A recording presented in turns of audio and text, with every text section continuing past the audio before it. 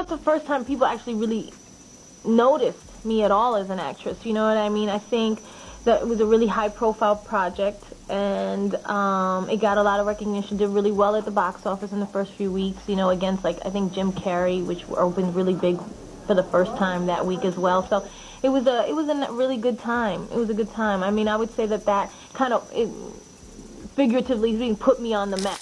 When I put this in my ear, she opened the door and said, Selena, close that door. And when I did that, they cut off. When she was walking to the door, she was going at an angle. And I told her, don't close the door. And in that instant, Selena, bienvenidos a Tejano, USA. Thank you, Waldo. Good to be here. Nice to see you. Big year, Selena. Chihuahua, el Grammy, una cosa yo creo was like a dream come true, ¿verdad? Exactly. Tell us about it. Jennifer Lopez is getting dragged for filth after she slammed the late Selena Quintilla. People are accusing her of refusing to give Selena credit, even though she exploited Selena's death to build her career. Mind you, without Selena, there would literally be no J-Lo. The reason why this pissed people off even more is that J-Lo pulled this mess just days after Selena's father tragically died. Like, if you were going to trash talk Selena, at least do it while her dad was alive, so he'll know he made a huge mistake casting you to play his daughter. So what exactly did J-Lo say to get people so mad? And what is this stuff about the FBI exposing receipts of her sacrificing Selena to replace her? Let's get into it. Now, before we get into this mess about J-Lo trying to replace Selena, let me give y'all a little bit of context on Selena's death, because that's really where this mess starts. Selena was unalived on March 31st, 1995, at age 23 by Yolanda Saldivar, the president of her fan club and the manager of her boutiques. After seeing Selena in concert, Yolanda reportedly called Selena's father, Abraham Quintanilla, to discuss starting a fan club. Unfortunately, Abraham accepted this offer, and that's why we're talking about Selena in the past tense today. Yolanda took advantage of her position as the president of the fan club to become one of Selena's friends and a business associate. Eventually, she was promoted to manager of Selena's clothing boutiques, which gave her unlimited access to Selena's business checking accounts. According to those close to Selena, Yolanda began to show obsessive behavior. Girl, even Selena's fashion designer Martin Gomez told the Washington Post that Yolanda was one hell of a mess to work with. She'd get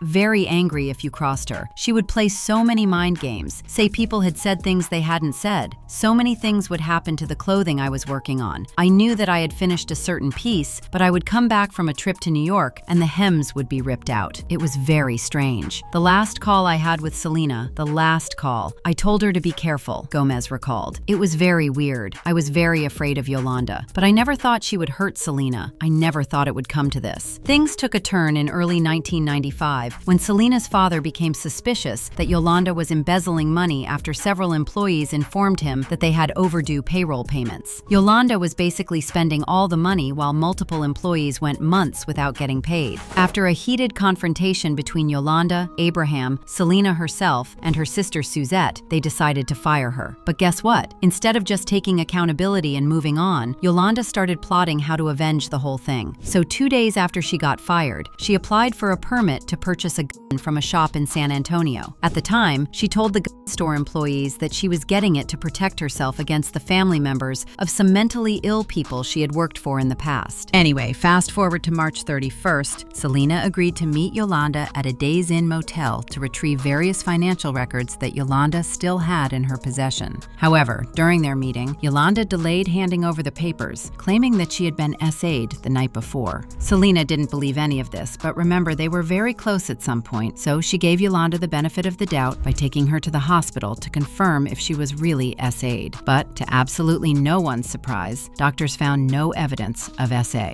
Now, when they got back to the motel, Selena demanded the paperwork again, and that's when Yolanda pulled out her gun and shot her in the back. Selena was taken to Corpus Christi Memorial Hospital, where she was later pronounced dead from blood loss and cardiac arrest. Yolanda was convicted of first-degree murder in October 1995 and sentenced to life in prison with parole eligibility after 30 years. She became eligible in 2025, applied for parole, but was rightfully denied. Now moving on to Jennifer Lopez. She was dragged into this when people started speculating that she took advantage of Selena's death to boost her career. You see, at the time that J-Lo was cast to play Selena, she was still regarded as a not-so-big celebrity. The movie was pretty much her big break, and it didn't come as naturally as J-Lo had been telling people for years. The biopic, which was released in 1997, was directed by Gregory Nava, with Selena's dad, Abraham Quintanilla, as executive producer. Now, as I said, J.Lo, who was then a rising actress, auditioned for the role and succeeded in snatching the role. In fact, it's been reported that Selena's family and director chose her because she captured Selena's essence perfectly. The crazy thing is, she was initially not Abraham's first choice because he felt like there were better actresses who could pull off Selena better than her.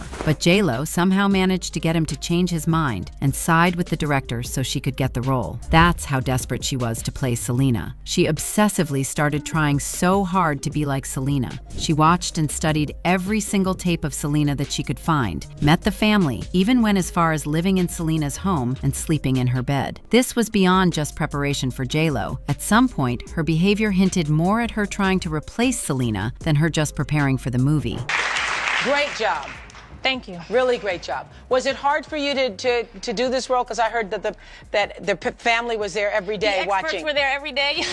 Watching. Yeah, it was tough, but I knew I had a tough job ahead of me. From the second I got the role, it was nonstop. I was working on another movie at the time, and in my trailer it was like music all day, videos all day, just to really absorb who she was. You know, she was a very, very happy and alive person. You know, I just absorbed as much as I could of her, tried to understand what made her tick, what made her happy, what made her sad, the things that were important in her life, family, work. And knowing that they could be critical or No, not. don't get me wrong, it was nerve-wracking. But having them there and having them care about the project was a beautiful thing for me, and I feel enriched by even having been involved. What makes this even more shady is that J.Lo admitted that she didn't even know who Selena was before she jumped on the movie. She saw an opportunity that used Selena's death to advance her then irrelevant career, but this is something that she recently revealed. At the time she did the movie, she and her team tried to convince the world that she was actually a fan and that she did the movie to tell Selena's story. But now she's making it known that it wasn't the case. Selena's death was nothing more than her breakthrough, and she took it. I didn't know much about her. I knew that a singer had been killed, and it was all over the news and things like that, and everybody was talking about it, but other than that, I didn't really know. I just go right back to the beginning of the movie and the first day of shooting and really trying to find the essence of who she was. I had done so much research and watched so much tape on her and listened to her voice and talked to her family, and it's like jumping off a cliff, right? You don't know what it's going to be like. It's the first time I had ever played a real-life person. She was an artist, and she was singing from the time she was 9 or 10 years old. It's crazy to hear J.Lo completely discredit Selena like this, because everyone knows that if not for Selena, J.Lo would probably not have the career she has now. And remember what I said about Selena's dad being done? This was revealed by her brother Isaac in an Instagram post that said, "It's with a heavy heart to let you guys know that my dad passed away today. This is sad, but at least he didn't live long enough to hear J.Lo discredit his daughter." Can you imagine how he would have felt? Especially since he handpicked J.Lo for the role himself.